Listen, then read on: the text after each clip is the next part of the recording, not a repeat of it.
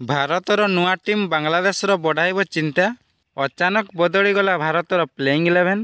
ପ୍ରଥମ ଟି-20 ପାଇଁ ଅଲଗା ଟିମ୍ ବାଛିଲେ ସୂର୍ଯ୍ୟ। ରିଙ୍କୁ ସିଂଙ୍କୁ ମିଳିବ ଗୁରୁ ଦାୟିତ୍ୱ। ତେବେ ଚାଲନ୍ତୁ ଜାଣିବା ସମ୍ପୂର୍ଣ୍ଣ ଖବର ବିଷୟରେ।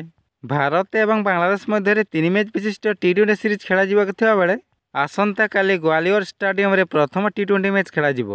ଏହି ମ୍ୟାଚ୍ ଭାରତୀୟ ସମୟ ଅନୁସାରେ ସନ୍ଧ୍ୟା 7ଟାରେ ଖେଳ ଆରମ୍ଭ ହେବ।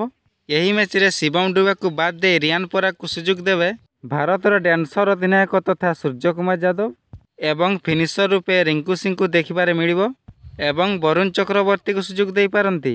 ତେବେ ଚାଲନ୍ତୁ ଜାଣିବା ପ୍ରଥମ ଟି-20 ପାଇଁ ଭାରତର ପ୍ଲେଇଂ 11। ସଞ୍ଜୁ ସାମସନ୍, ଅଭିଷେକ ଶର୍ମା, ସୂର୍ଯ୍ୟକୁମାର ଯାଦବ, ରିଙ୍କୁ ସିଂ, ରିୟାନ୍ ପରାଗ, ହାର୍ଦ୍ଦିକ ପାଣ୍ଡ୍ୟା, ୱାଶିଂଟନ ସୁନ୍ଦର, ରବି ବିଷ୍ଣୋଇ, ବରୁଣ ଚକ୍ରବର୍ତ୍ତୀ, ଅର୍ଶଦୀପ ସିଂ ଏବଂ ମୟଙ୍କ ଯାଦବ। ତ ଫ୍ରେଣ୍ଡ, ଭିଡ଼ିଓଟି ଭଲ ଲାଗିଥିଲେ ଭିଡ଼ିଓଟିକୁ ଲାଇକ୍ କରନ୍ତୁ।